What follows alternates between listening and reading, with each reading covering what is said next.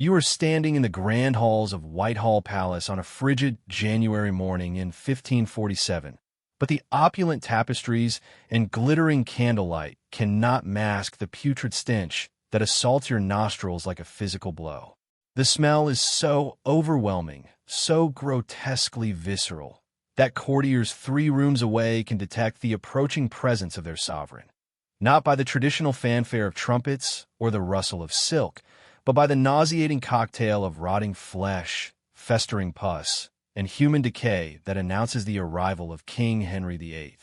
You watch in horror as servants carry trays of food into the royal chambers with forced smiles, pretending their master still lives, while behind those ornate doors lies a morbidly obese tyrant whose own body has become a walking sepulchre of infection and disease.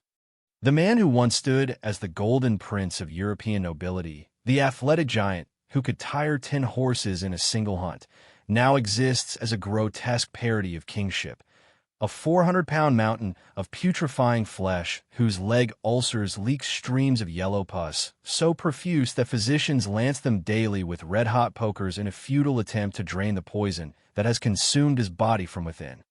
When Henry VIII ascended the throne in 1509, he embodied the perfect Renaissance prince, handsome, athletic, intellectually gifted, and blessed with the kind of magnetic charisma that inspired devotion across Europe. Yet by January 1547, this same man had devolved into something so physically revolting, so psychologically unhinged, that his own courtiers fled in terror when his rage-blackened face signaled another violent outburst. The transformation from Golden Prince to putrid despot represents one of history's most shocking personal collapses, a descent into madness and physical decay that would reshape England forever. Before diving into these forgotten stories of suffering and royal decay, if you enjoy learning about the hidden truths of history, consider hitting that like button and subscribing for more content like this. And please comment below to let me know where you are listening from. I find it incredible that we are exploring these ancient stories together from different parts of the world, connected across time and space by our shared curiosity about the past. The horror began in earnest on January 24th, 1536, when the 44-year-old king thundered down the tilt at Greenwich Palace with the devastating force that had made him the most feared Jewster in Europe. But on this frozen winter day, something went catastrophically wrong. Henry's massive armored frame, already carrying nearly 300 pounds of muscle and indulgence, crashed to the earth with such bone-shattering violence that witnesses feared he had died instantly. The impact tore open an old leg wound from a previous jousting injury, creating a gaping ulcer that would never heal and would ultimately transform the king into a living nightmare of infection and rage. The wound that destroyed Henry VIII was not merely a surface injury. It was a putrid, seeping fistula that burrowed deep into the muscle and bone of his left leg, creating a network of infected channels that allowed corruption to spread throughout his entire body. Contemporary physicians described the ulcer as bilateral, meaning both legs eventually became riddled with similar wounds, each one a source of constant, excruciating agony that no amount of royal privilege could alleviate. French ambassador Louis de Perrot, Sieur de Castillon, recorded in horrifying detail how the king's physicians deliberately kept these wounds open, believing that draining the humors was essential for maintaining the royal health. The medical barbarism inflicted upon Henry defies modern comprehension. His doctors, operating under medieval understanding of disease, regularly thrust red-hot iron pokers deep into the suppurating wounds, cauterizing the infected flesh in sessions so agonizing that the king's screams could be heard throughout the palace. They sprinkled gold pellets into the open sores, believing precious metals would fight infection, when in reality they were introducing foreign contaminants that made the sepsis even more virulent. Silk threads were used to prop open the fistulous channels, ensuring that pus and infected matter could drain continuously, creating a perpetual fountain of corruption that stained the royal bedsheets with yellow-green discharge and filled every room the king occupied with the overwhelming stench of putrefaction. By 1536, The smell emanating from Henry's infected legs had become so nauseating that it could be detected 3 rooms away, often serving as an advance warning of the monarch's approach. Courtiers learned to recognize the particular combination of rotting meat, sweet corruption, and metallic blood that preceded their sovereign, and many developed the habit of breathing through their mouths or holding scented handkerchiefs to their noses when forced into close proximity with the king. The French ambassador Charles de Marillac wrote with barely concealed disgust about dining with Henry, describing how the stench from the royal legs competed with the aroma of roasted meats and fine wines, creating an atmosphere so revolting that diplomatic protocol became a test of human endurance. The physical agony of Henry's condition was matched only by the psychological torment it inflicted. Here was a man who had defined himself through physical prowess, who had once been celebrated across Europe for his athletic magnificence, now reduced to a diseased hulk whose own body had become his greatest enemy. The king began experiencing episodes where his legs would suddenly close up, trapping the infected matter inside his body and causing what physicians called humoral stoppages. During these terrifying incidents, Henry would turn black in the face, become unable to speak, and appear to be on the verge of death as the trapped poison threatened to overwhelm his system entirely. Ambassador Castillon recorded one particularly horrifying episode in May 1538, when such a stoppage lasted for 10 to 12 days. The humors which had no outlet were like to have stifled him, so that he was some time without speaking, black in the face and in great danger. During these episodes, Henry experienced what can only be described as living death, his massive frame racked with fever, his face darkening to an alarming purplish-black color as septic shock threatened to stop his heart, while pus and corruption build up inside his body like a dam about to burst. The psychological impact of chronic pain and physical humiliation transformed Henry from the jovial, bluff King Hal into a paranoid tyrant whose unpredictable rages terrorized everyone around him. Persistent pain has been known to cause profound personality changes, and Henry's case represents one of history's most dramatic examples of how physical suffering can warp a human soul beyond recognition. The king who had once charmed foreign ambassadors with his wit and learning now flew into such violent furies that his closest advisers would flee the room, leaving only his 6th wife, Catherine Parr, brave enough to approach him during his blackest moods. Unable to exercise due to his crippling leg condition, Henry began compensating for his physical limitations through increasingly grotesque overconsumption. Contemporary observers noted with shock how the king would devour massive quantities of food and alcohol, his eating habits becoming so excessive that he would literally change personality between morning and evening based on his level of intoxication. One witness recorded that Henry was very stout and marvelously excessive in eating and drinking, so that people worth credit say he is often of a different opinion in the morning than after dinner. The royal wardrobe provides perhaps the most concrete evidence of Henry's shocking physical deterioration.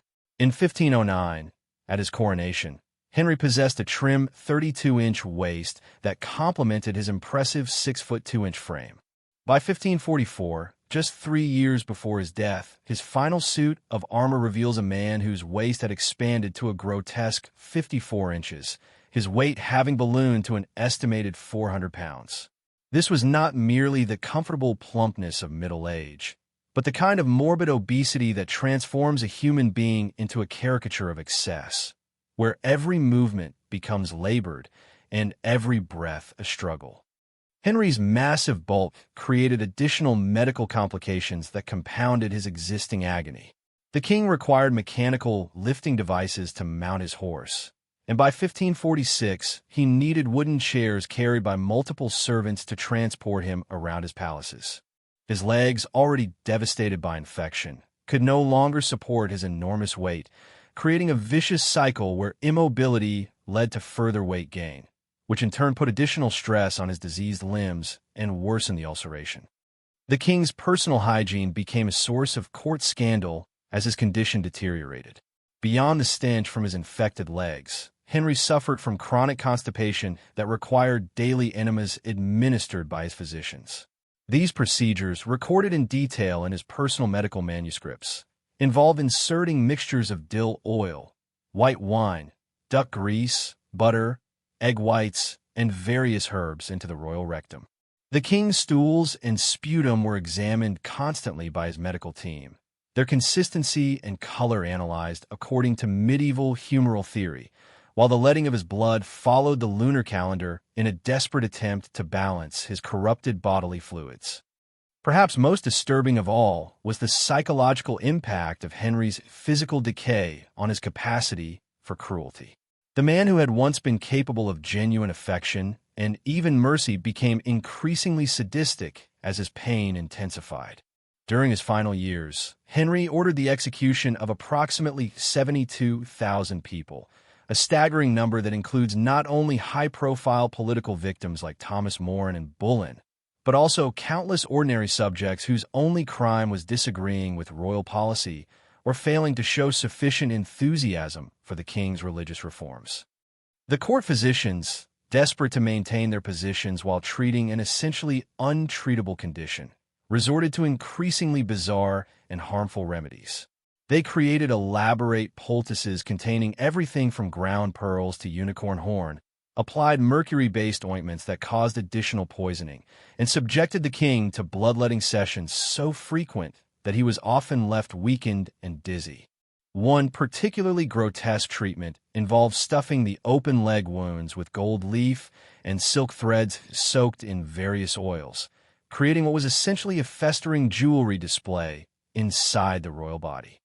By 1546, Henry's condition had deteriorated to the point where rumors of his death circulated regularly throughout Europe. His legs had become so infected that witnesses described them as resembling pieces of rotting meat, with areas of blackened flesh indicating the onset of gangrene.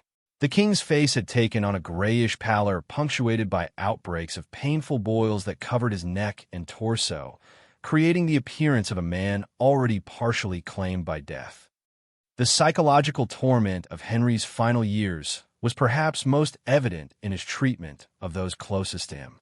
His marriage to Catherine Parr in 1543 has been interpreted by many historians as the desperate act of a dying man seeking a nursemaid rather than a wife. Catherine, barely 30 years old and possessed of both intelligence and genuine compassion, found herself tasked with caring for a husband whose body had become a source of revulsion and whose mind had been warped by years of constant pain into something resembling medieval descriptions of demonic possession. As Henry's death approached, the very air around him became toxic with the smell of approaching mortality. His infected wounds were now seeping continuously, staining his clothes and bedding with yellow-green discharge that no amount of laundering could fully cleanse. The king's breath had become foul with the sweet, sick odor of internal decay, while his swollen body was covered with pressure sores and boils that burst without warning, spraying pus across anyone unfortunate enough to be within range.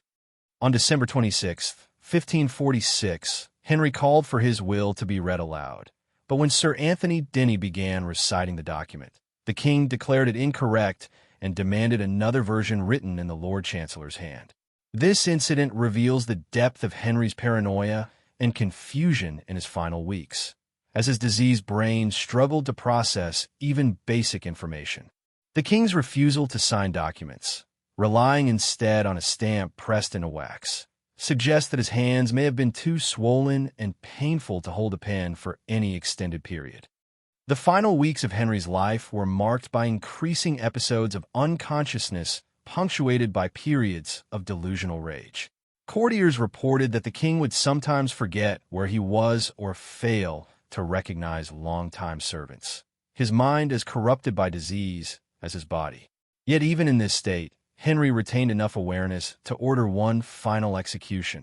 Henry Howard, Earl of Surrey, who was beheaded on January 19th, just 9 days before the king's own death.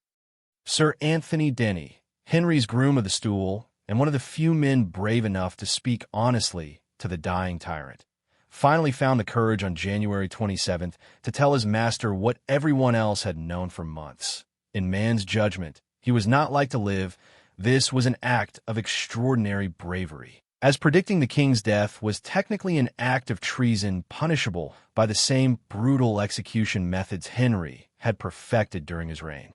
Henry's response to this death warning reveals the complex mixture of defiance and resignation that characterized his final hours. Rather than raging against mortality as he had raged against everything else in his final years, the king quietly acknowledged his approaching end and asked for Archbishop Thomas Cranmer to be summoned. However, by the time Cranmer arrived at Whitehall Palace in the early morning hours of January 28th, Henry had already lost the power of speech, his massive body finally beginning to shut down under the weight of decades of abuse and disease. The scene of Henry's death was simultaneously pathetic and terrifying.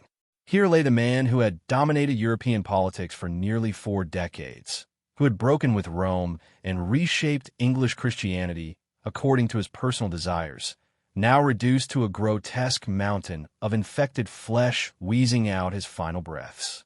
Cranmer, arriving breathless from his midnight ride, found the king barely conscious but still attempting to communicate through subtle gestures.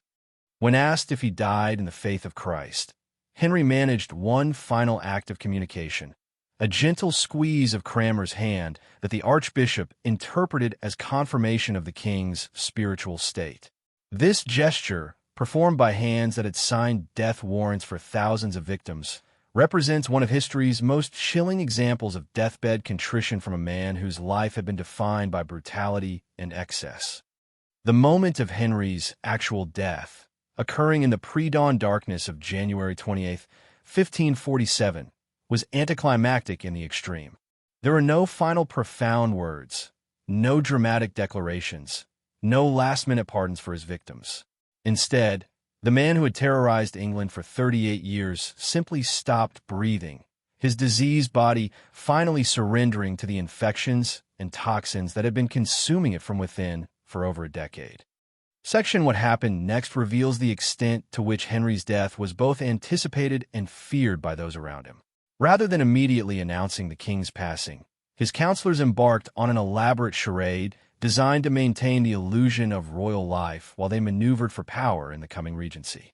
Servants continued carrying meals into the royal chambers with great ceremony, performing for an audience that included both foreign ambassadors and English courtiers who remained unaware that their sovereign was already beginning to decompose in his bed. The decision to keep Henry's death secret for 3 full days created a grotesque theatrical performance where the business of government continued while the king's corpse slowly putrefied in the royal apartments. This delay was not merely political maneuvering. It was also practical necessity, as preparing Henry's massive, infected body for burial required extraordinary measures that took considerable time to arrange. The process of embalming Henry's corpse presented unprecedented challenges for the royal morticians. His enormous bulk, estimated at 400 pounds of diseased flesh, required specially constructed containers and equipment.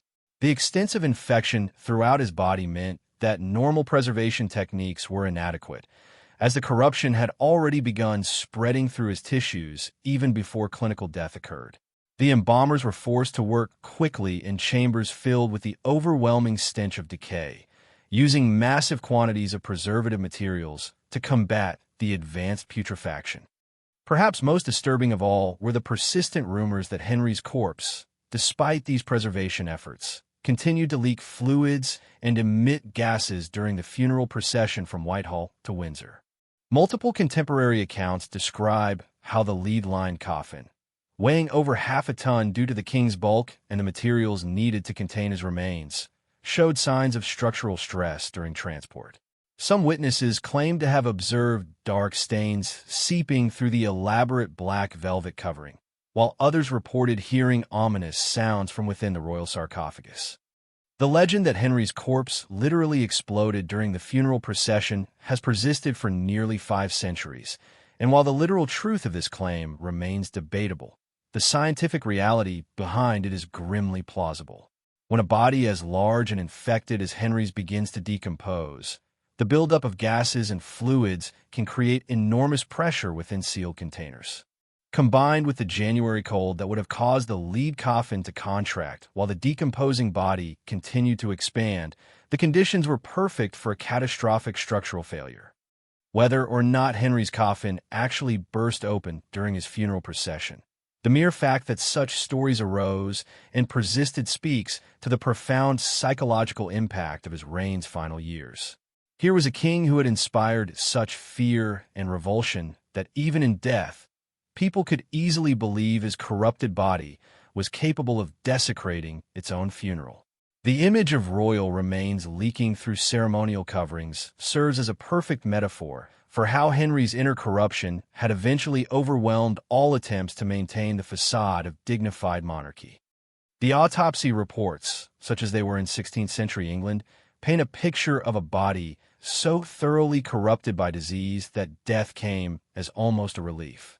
Henry's legs were described as being riddled with infected channels that connected various abscess cavities, creating a network of corruption that had spread throughout his lower body. His heart, enlarged from years of supporting his massive frame, showed signs of the chronic stress that comes from sustained obesity and infection. Most telling of all, his brain showed evidence of the kind of damage that might explain his dramatic personality changes and increasing cruelty in his final years. The political aftermath of Henry's death revealed how completely his physical deterioration had undermined his ability to govern effectively. The will he left behind was immediately disputed, with powerful nobles arguing that various provisions had been added or altered during his periods of delirium. The Regency Council he had supposedly appointed was quickly swept aside by Edward Seymour, who seized power as Lord Protector despite having no legal authority to do so under Henry's actual written wishes. Perhaps most tragically, Henry's obsession with securing a male heir, the driving force behind his 6 marriages and countless executions, ultimately proved meaningless. His son Edward VI ruled for only 6 years before dying of tuberculosis at age 15, leaving no children of his own. The throne then passed to Henry's daughter Mary, whose brutal persecution of Protestants earned her the nickname Bloody Mary, followed by Elizabeth, whose refusal to marry meant the Tudor line died with her in 1603. The revolution Henry had unleashed through his break with Rome and dissolution of the monasteries continued to convulse England for generations after his death. The religious conflicts he had ignited led to civil wars, rebellions, and persecutions that killed tens of thousands of his subjects. The wealth he had seized from monastic institutions was largely squandered on foreign wars and court extravagances, leaving England financially weakened despite its apparent prosperity. Modern medical analysis of Henry's symptoms suggests he may have suffered from a combination of type 2 diabetes, chronic venous insufficiency, and possibly Cushing's syndrome, a hormonal disorder that could explain both his obesity and his psychological changes. The traumatic brain injury he sustained in his 1536 jousting accident may have triggered chronic traumatic encephalopathy, a condition now associated with personality changes, increased aggression, and cognitive decline. Yet perhaps the most disturbing aspect of Henry's story is not the grotesque medical details or even the staggering body count of his victims, but rather the ease with which a man of genuine intelligence and early promise could be transformed into a monster. The young Henry who ascended the throne in 1509 possessed real virtues. He was learned, charismatic, and initially showed signs of being a just ruler.